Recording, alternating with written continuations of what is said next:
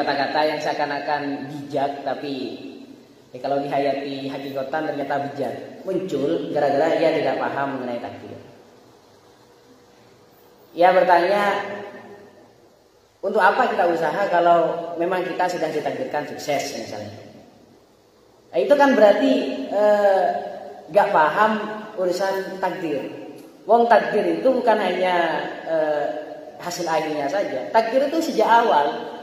Jangankan kita bergerak diam saja itu adalah sesuai dengan takdirnya Allah. Kita usaha berarti kita ditakdirkan untuk usaha. Kita tidak usaha, kita ditakdirkan tidak usaha.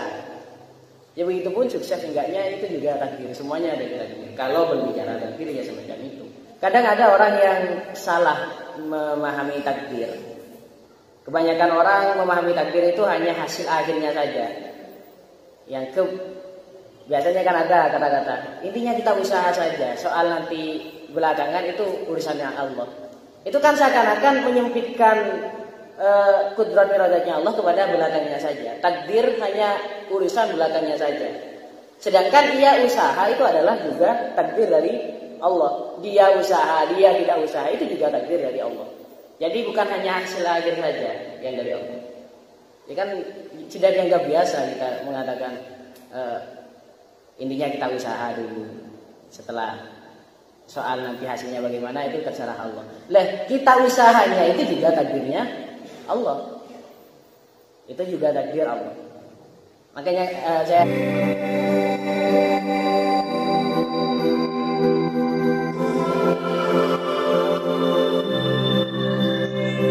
fala yataharraku mutaharrikun.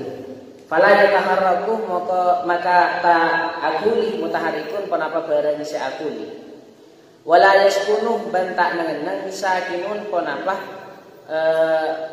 barang si mengenang illa biidnihi angin kelaban diizinah Allah. Aujadah aciptaaki basara Allah al-kullah deka sakapina minggo ihadeke saking tanpa hajat ilahi mareng kul wala mujibin ban tanpa mujib aujab basa wajib pagi kenapa mujib daka aujadal kul illa anna ilmahu angin anna ilmahu ongkunah ilmunah Allah qad sabaqa ongku kada sebelum mencoba sahabat koja makna dingin. Kau pertama kali lambat kiawan muncul dinginnya gue jelek. Padahal sahabat koja dingin. Sahabat kau maksudnya sahabat koja tiada. Falidalika maka dari anak ilmu kot sahabat koja khalaq wa ciptaaki pasira Allah man kulikok deka orang kulikok saya ciptakin pasira dari ilmu Allah dia tapi menciptakan deka sekapina karena ilmunya Allah itu bertakluk kepada tiga hukum akal wajib, jaiz, mustahil. Kalau kudrat dengan iradat itu takluknya hanya kepada perkara yang jaiz. Sama dan basor itu takluknya kepada maujudat, kepada sesuatu yang ada, baik itu wajib atau jaiz. Nah, ilmu Allah dia yang mencakup segalanya itu bertakluk kepada segalanya. Pengetahuan Allah tak terbatas. Segalanya diketahui oleh Allah Subhanahu wa taala. Nah, dari ilmu Allah dia akan muncul iradat Allah. Bukan rentet ya, karena semuanya itu qadim. Sifat-sifat Allah semuanya qadim. Tidak ada yang lebih dahulu antara satu sifat dengan sifat yang lain. Misal kadang mungkin orang-orang awalnya nganggep yang Allah Ta'ala hayat gak ada, baru setelah hayat ilmu, baru setelah ilmu iradat, baru setelah iradat kudrat. Itu enggak seperti itu. Semua sifat itu qadim. Karena mana mungkin zat yang qadim ada sifatnya yang hadis, enggak mungkin. Terus gimana biasanya kalau sama seperti ini, setelahnya ini kita lanjut dulu. Kalau tata alat tak kaitkan kudratuhu punapa kudrata Allah illa bima angin dak kebareng arada sing ngarepaken pasera Allah kama annahu lam yarid illa ma alima kama akatibareng annahu sa'ungkuna Allah lam yarid tak ngarepake pasira Allah illa ma angin kepada alimah se oning pasira Allah. Lah terus sekarang dengan ngalia. Maksudnya kudratnya Allah pasti sesuai dengan iradatnya Allah. Iradatnya Allah pasti sesuai dengan ilmunya Allah. Itu maksudnya bagaimana? Itu bukan berarti ada tahapan-tahapan di sana. Ya kalau kita kan ada tahapan. Kalau manusia biasanya kalau mau melakukan sesuatu itu harus ada tahapannya. Harus tahu terlebih dahulu, harus iradat, baru setelah itu kudrat. Misal kamu mau memasak tahu misalnya. Minimal kalian harus tahu caranya masak tahu gimana. Kemudian setelah tahu kamu berkehendak untuk memasak tahu, kemudian setelah itu kamu laksanakan kan gitu. Lah kalau Allah Subhanahu wa taala enggak, ini bukan berarti ada tahapan. Karena semua sifatnya Allah Subhanahu wa taala itu qadim, enggak ada yang hadis. Maka maksudnya dari sini adalah kudratnya Allah tidak berseberangan dengan iradatnya Allah. Iradatnya Allah tidak berseberangan dengan ilmu Allah. Kalau di ilmu Allah orang itu misalnya di ilmu Allah orang itu pasti celaka.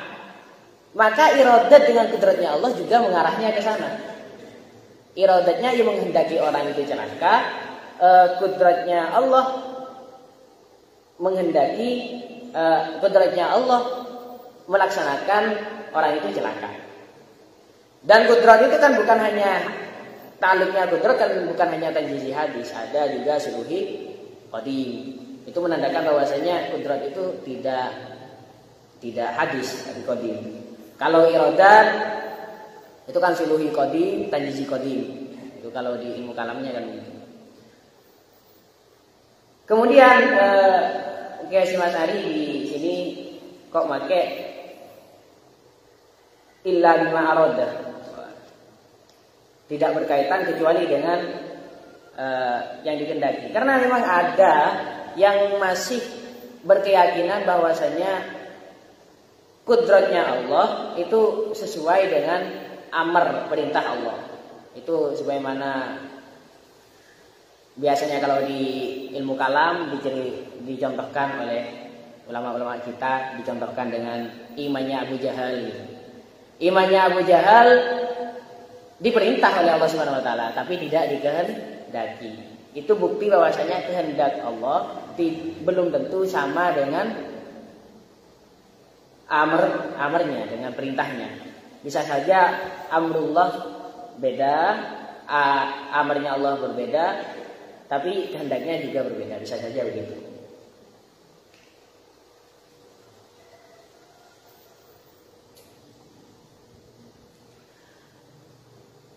Terus mengenai dia fala yataharramu mutaharrikun wa la yaskunu sakinun illa bi'idni. Itu menandakan bahwasanya semua itu adalah atas kehendak Allah Subhanahu wa taala. Enggak ada yang kadang ada orang yang salah memahami takdir. Kebanyakan orang memahami takdir itu hanya hasil akhirnya saja. Biasanya kan ada kata-kata intinya kita usaha saja, soal nanti belakangan itu urusannya Allah. Itu kan seakan-akan menyempitkan kudrat iradatnya Allah kepada belakangnya saja. Takdir hanya urusan belakangnya saja. Sedangkan dia usaha itu adalah juga takdir dari Allah. Dia usaha, dia tidak usaha itu juga takdir dari Allah. Jadi bukan hanya hasil akhir saja yang dari Allah. Ya kan tidak dianggap biasa kita mengatakan intinya kita usaha dulu. Setelah soal nanti hasilnya bagaimana itu terserah Allah. Lah, kita usahanya itu juga takdirnya Allah. Itu juga takdir Allah. Makanya saya di pesantren ada halakoh. Saya punya halakoh Mulmurohin. Ada yang nanya gini. Ya itu pertanyaan itu muncul gara-gara ia tidak paham mengenai takdir. Ia bertanya, untuk apa kita usaha kalau memang kita sudah ditakdirkan sukses misalnya? Itu kan berarti gak paham urusan takdir. Wong takdir itu bukan hanya hasil akhirnya saja. Takdir itu sejak awal. Jangankan kita bergerak diam saja itu adalah sesuai dengan takdirnya Allah. Kita usaha berarti kita ditakdirkan untuk usaha.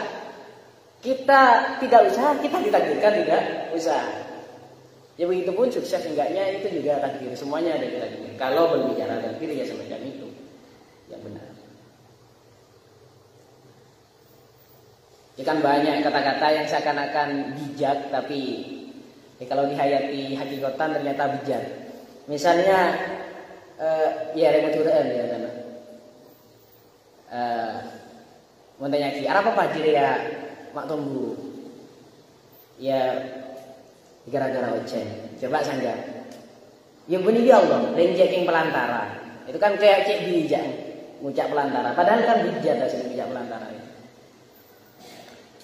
Allah Subhanahu wa taala menciptakan sesuatu ini bini aujadal kullah min ghairi hajatin, dengan tanpa hajat. Maksudnya hajat bagaimana? Di sananya saya menulis anna af'alahu munazzahun an ghardin wa mujibin aujabadaka. Af'alullah sama sekali suci daripada ghard. Bedakan antara ghard dengan hikmah. Allah Subhanahu wa taala kalau ingin menumbuhkan padi, gak butuh untuk menurunkan hujan. Kalian dia gak haus misalnya. Allah taala untuk menyegarkan kalian gak harus kalian itu minum. Allah Subhanahu wa taala untuk menyegarkan kalian gak harus kalian mandi. Ya Allah Ta'ala mentakdirkan kalian mandi ya karena Allah Ta'ala menginginkan kamu mandi, itu saja. Gak ada kaitannya nanti untuk kamu segar enggak. Gorek. Beda dengan hikmah. Nah, kalau hikmah ya wajib. Setiap segala ciptaan Allah itu pasti ada hikmahnya meskipun akal kita tidak sampai. Tidak paham kita hikmahnya apa, tapi segala sesuatu pasti ada hikmahnya. Karena kalau tidak ada hikmahnya maka nanti itu abstan. Ya nah laulam takun hikmah kanat abstan. Kalau tidak ada hikmah maka abad. Sedangkan abad itu mustahil kepada Allah Subhanahu wa taala. Mustahil. Itu saya juga di syarahnya saya tulis perbedaan antara ghard dengan hikmah. Iyalah dalam urusan akidah ini kita jangan terpancing dengan sesuatu yang bernuansa bijak. Kadang yang bijak sekalipun tidak kalau kita amati itu juga salah. Banyak ya lihat-lihat kayak gitu. Iya, sama halnya dalam segala hal sih. Dalam segala hal misalnya. Kalau misalnya rapat, kemudian langsung mengeluarkan kata-kata bijak sehingga rapatnya agak berjalan, itu bukan bijak namanya, hujan. Di sebagaimana ceritanya siapa itu? Nabi Yusuf. Siapa ayahnya Nabi Yusuf? Nabi Yakub. Ya. Saat beliau hilang, kemudian dikatakan dimakan serigala, apa yang disebutkan oleh saudara-saudaranya Nabi Yusuf? Fasabrun jamil, langsung gitu gayanya. Sabar itu adalah sesuatu yang bagus. Itu kan sangat bijak kan? Padahal kan tidak sesuai kepada tempatnya.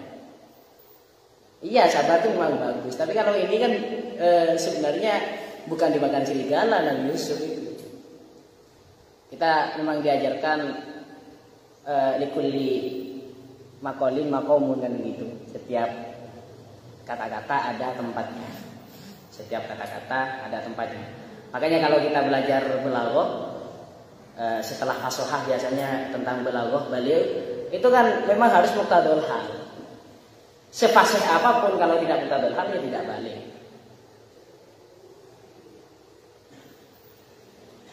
Banyak hikmah-hikmah yang bisa kita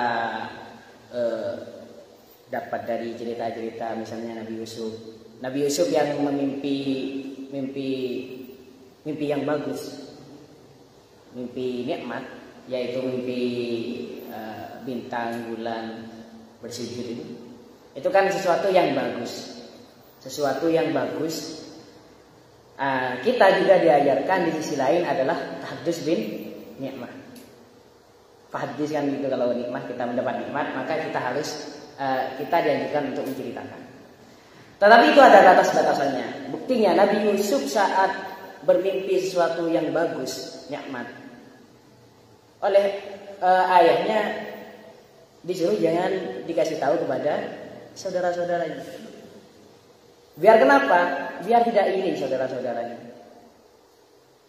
Ya, tapi kemudian ada scene-nya di sana, ada endingnya, kemudian ternyata mendengar kan saudara-saudara. Itu kalau di tafsir Al-Iqlil, Imam Asy'uti mengatakan menandakan bahwasanya kalau nikmat diceritakan, sekiranya orang lain itu iri, maka sebaiknya tidak diceritakan, tidak boleh diceritakan. Jadi kalian kalau misalnya posting sesuatu di story WA atau di Facebook, di beranda Facebook, atau bahkan yang punya YouTube ngupload di YouTube, misalnya pamer. Kalau pamer kan biasanya ada kan saja yang komen. Saat komen itu kalian jangan beralasan, oh enggak ini enggak apa-apa karena tahdus bin nikmah. Kalau sekiranya orang iri, itu bukan namanya tahdus bin nikmah. Itu kalau sekiranya orang iri, ya jangan posting. Kecuali kan kalau iri dalam kebaikan itu bagus. Paham ya? Dari cerita sana juga menandakan bahwasanya Imam Asy'uti ini di tafsir Al-Iqlil juga saya nemukan keterangan semacam ini. Saya yang suka itu memang kalau tafsir ya karena tipis juga dan unik-unik isinya. Itu tafsir Al-Iqlil karangannya Imam Asy'uti. Saat menafsir itu juga di sana menjelaskan, Imam Asy'uti menjelaskan bahwasanya kalau bapak ke anak, sifat naluriahnya bapak ke anak memang kasih sayang. Tapi itu tidak menjamin saudaranya begitu. Tidak menjamin saudaranya juga kasih sayang kepada saudaranya sendiri, saudara kandungnya sendiri. Kalau orang tua pasti kasih sayang kepada anak. Kalau orang tua. Makanya ada pepatah, hanya dua orang yang tidak iri jika orang lain lebih darinya, yaitu orang tua kepada anak dan guru kepada muridnya. Misalnya ada orang tua, anaknya lebih hebat dari orang tuanya itu, anaknya lebih makmur misalnya. Orang tuanya nggak mungkin iri, bahkan bangga. Sama dengan guru ke murid, misalnya muridnya lebih alim, nggak akan iri gurunya itu, bahkan bangga. Makanya kadang ide lah cobaan orang-orang jakang biasanya kan minyak saya coba wih saya ajar tuh iki pas makalah gurun deh macam kolang lagi. Itu bukan biasanya. Itu kata-kata kalau di Mungkin bin Abdullalnya itu adalah mizan syaitan. Logika yang sekiranya kayak benar tapi salah. Itu mizan syaitan. Kitab yang kesukaan saya juga Mungkin bin Abdullal, saya baca berulang-ulang kitab Imam Al-Ghazali. Bukan di Mungkin bin Abdullal, masya Allah. Di Al-Istasim Mustaqim sama tipis juga punya Imam Al-Ghazali. Itu ada mizan syaitan. Di mizan syaitan itu sesuatu yang seakan-akan didengar itu kayak benar, Tapi ternyata coba diselidiki itu enggak masuk akal. Sejak kalau sepintas kayak benar. Misal kalau di sana yang dicontohkan pakai mantek. Di sini ada pelajaran mantek kan? Di sana ada mantek bahwasanya matahari itu besar. Sedangkan Tuhan itu Al-Akbar. Sedangkan Tuhan itu besar. Maka berarti matahari itu Tuhan. Natijah manteknya kan gitu.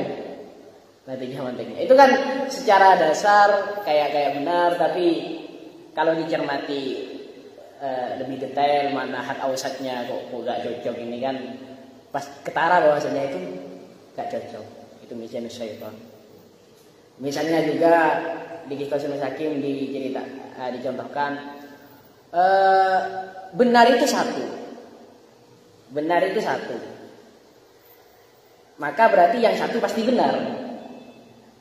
Nah, itu adalah misi syaitan juga. Sesuatu yang secara dasar dianggap dianggap masuk akal, tetapi kalau dicermati tidak masuk akal. Karena Kisah Hakim itu mau menolak orang Syiah Batiniyah. Syiah Batiniyah itu anti dengan akal, anti dengan hal lain. Pokoknya fokus kepada belajar kepada imamnya. Karena kalau pakai akal nanti akan terjadi percekcokan.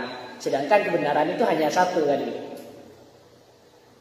Kalau terjadi percekcokan, perbedaan pendapat kan kebenaran berarti bukan kebenaran. Karena satu itu adalah kebenaran. Itu kan kalau mereka. Oleh Imam Al-Ghazali di Al-Qisas Mustaqim, ya dijelaskan ya masa kalau bilang al-insanu hayawanun kemudian hayawan itu berarti insan kan enggak kan? Itu kan aslinya dasar banget kan dan ketara bahwasanya itu. Tapi kalau sepintas memang kayak benar. Kebenaran itu adalah satu, berarti satu itu pasti benar. Ya, kemudian oleh Imam Al-Ghazali dibalik. Ya masa kalau kamu bilang al-hayawanu insanun berarti insan itu pasti hayawan kan enggak? Sama kayak gitu. Enak kalau belajar mantek pakai Al-Qisas Mustaqim itu enak. Karena Al-Qisas Mustaqim langsung ngambilnya dari Al-Qisas Mustaqim itu kan ayat wazinu biqistas mustaqim, ayat di Al-Qur'an. Yang mana timbangannya kalau kita belajar Sulamul Munawwarah di syarahnya itu kan wadiul mantek siapa? Aristoteles kan. Tapi kalau Imam Al-Ghazali beda. Al-Qisas Mustaqim itu wadinya siapa? Allah Subhanahu wa taala. Langsung gitu kata Imam Ghazali. Karena ini diambil timbangan pemikiran semacam ini diambil dari Al-Qur'an. Wazan. Saat ditanyakan, karena di sana modelnya Qisas Mustaqim itu tanya jawab. Saat ditanyakan, dari mana kamu dapat? Apakah ada timbangan di Al-Qur'an? Kemudian oleh Imam Al-Ghazali diceritakan ayat-ayat yang ada timbangan di sana. Kemudian ditanyakan oleh Imam Al-Ghazali, apakah yang Anda maksud Allah menurunkan timbangan dari langit? Timbangan itu adalah timbangannya emas, perak, timbangannya beras. Kan semakin gak masuk akal kalau timbangan semacam itu. Ini adalah timbangan kebenaran. Enak sih kalian. Pokoknya kalian kalau belajar itu yang enak memang yang tipis-tipis tapi dihayati dengan betul. Saya memang yang sukanya itu Al-Qisas Mustaqim itu tipis, Mungkin Nadolal tipis, Umul Barahinnya tipis. Ya tapi dihayati dibaca ulang-ulang. Bahkan metode mustaqim itu saya dapat dari kitab besar sih, Judulus. Tapi saya dapatnya Qisas Mustaqim. Metode mustaqim itu saat saya baca Judulus dari awal, pelan-pelan dari awal. Karena saya jujur punya Judulus itu sejak sebelum mondok. Di sini saya sudah pegang Judulus. Mungkin ustaz-ustaz di sini sudah banyak yang tahu. Tapi saya memang waktu itu gak baca dari awal. Maksudnya ya iking lagi gitu. Kemudian setelah saya baca dari awal ternyata saya dapatkan itu metode mustaqim dari sana. Metode mustaqim itu kan enak kan bagi yang sudah kemarin bahkan sudah ada yang nyetor tadi malam. Simple banget pakai metode mustaqim. Karena kalau udah ya pasti jawab Pak, kecuali nanti isimnya inah bi khobar karena Kalau fudlah pasti nasab. Ya yang jari kalau udah mudah-mudah pilih jar majrur. Jadi kalau baca ini misalnya baca risalah tauhidiyah, fala yataharraku mutaharrikun. Mutaharrikun apa mah? Dibaca mutaharrikun. Karena rafa. Rafa kenapa? Karena umdah. Kan simpel kayak gitu, enggak usah tahu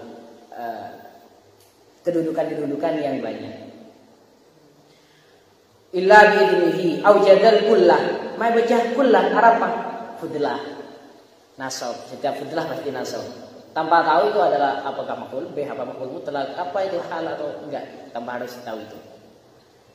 Untuk sekedar baca. Kalau untuk sekedar baca ya cukup semacam itu. Ya itulah metode mustaqim.